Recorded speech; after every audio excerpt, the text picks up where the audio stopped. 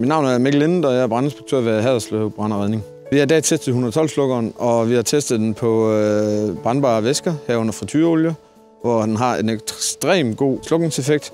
Vi har testet den på faste stoffer, sofa, træ og deslige. Vi har testet den mod elstationer, kaffemaskiner, mikrobølgeovner og sådan nogle ting. Computere. Og alle steder har den haft en rigtig god slukningseffekt. Vi har sågar testet den mod et stort oliekar, hvor vi tester den med 2 slukkere til det store oliekar, og den slukker over al forventning. –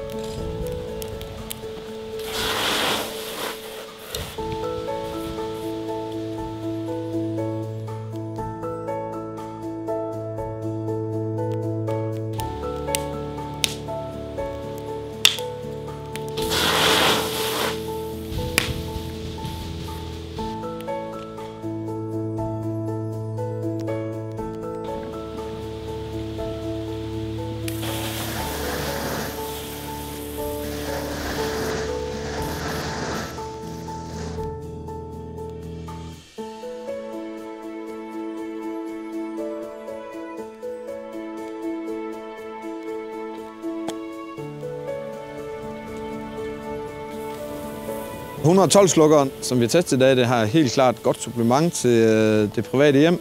Den kan slukke mange af de her brande, som opstår på komfurer og andre steder, fjernsyn, tv, i det private hjem.